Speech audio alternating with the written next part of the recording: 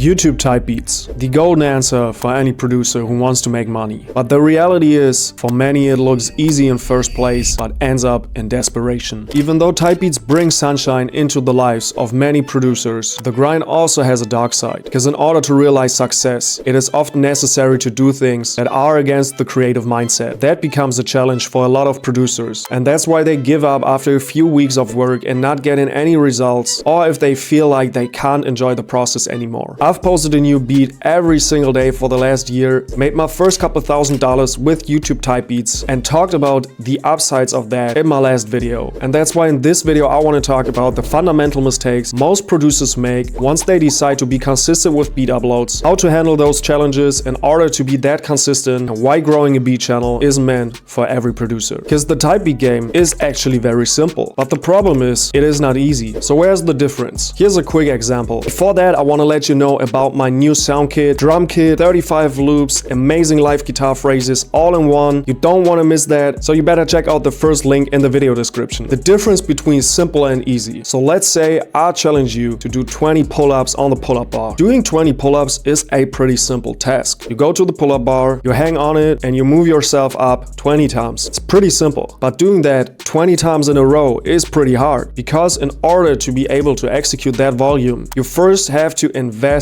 hours and hours of practice in advance. And the same goes for a beat channel. Everything about that game is simple. It's picking a niche, making the beats, uploading those beats to YouTube, and then repeat that process for a long time. And that's the point where it gets hard for most producers. So let's talk about the first challenge that appears. That problem is one of the most discussed topics under my last video. And before I give you my take on it, let me know in the comments what you think about this. Do you think you need to sacrifice the quality of the beats in order to keep up with daily beat uploads? I'm really curious what you think about that, because I think not every beat you upload has to be the best beat you've ever made. You can still upload a beat to YouTube even if you think, let's call it how it is, a beat you just made is mid. I think I've told this story in one of my videos. My most clicked beat on YouTube, which I mention quite often, with around 70,000 views or something now, wasn't a beat when I made it and uploaded it to YouTube where I thought that's the one. That's the one to blow up. That's the best beat I've made. This is like, it's simple, it's catchy, it's whatever. I just thought it was a normal beat. It was a solo one, I liked it, but I wasn't like, it's the best I've ever made, and this one gotta blow up. But if you had asked me if that's the beat that's gonna pop and open up more opportunities for me, pushes the channel forward, all that kind of stuff, I would have said no. But at the end it did. And that's why it's so important to let other people decide whether a beat is a one that slaps or not. I feel like if you put that high of a standard on yourself and just upload stuff where you think it's special, you limit yourself so much that it's almost impossible to realize success. And you can get caught up so bad in that cycle that even though you put so much love and effort into your music, you almost take no step forward because you are the biggest compression on your own growth. That's why I think it's better to lower your expectations on the outcome and don't judge your music too much. And that is the first big challenge you will face once you commit to that process. The second one is one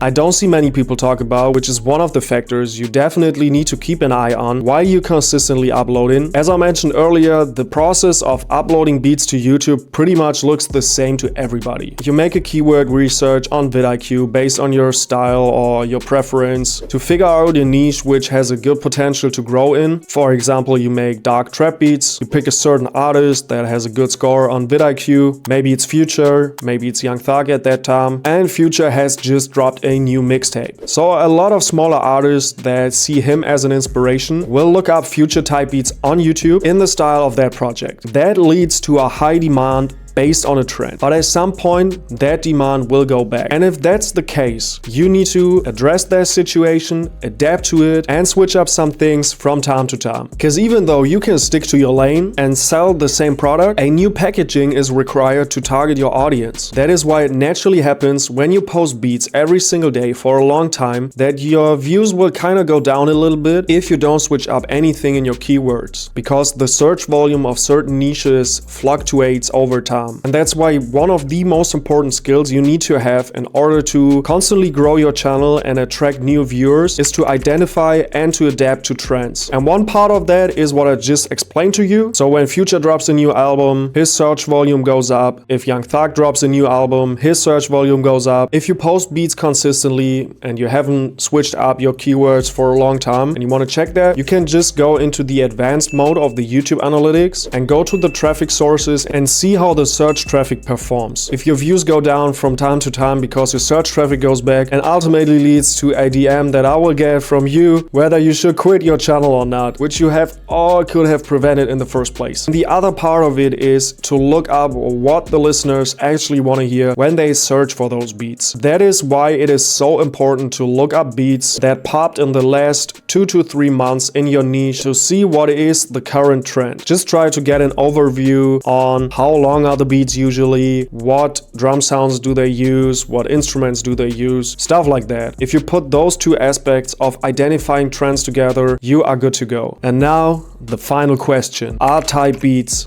meant for you? And the answer is, if you are able to handle what I've just told you, constantly trying to improve your channel, identifying trends and adapting to them, and being able to upload a beat even though you don't think it's the greatest beat you've ever made, a type beat channel is meant for you. If you don't want to do that, I don't recommend to start a beat channel. Since on the long term, I think there are so many ways to make money as a producer that it's just not worth it to invest so much time and effort and passion into something which you can't enjoy. Then you just better invest your time into different areas of producing. And if you still want to make money while you do that, that's no problem. And here's the best way on how to make money as a producer, which doesn't require a beat channel and is maybe the right strategy for you to get the best out of 2025.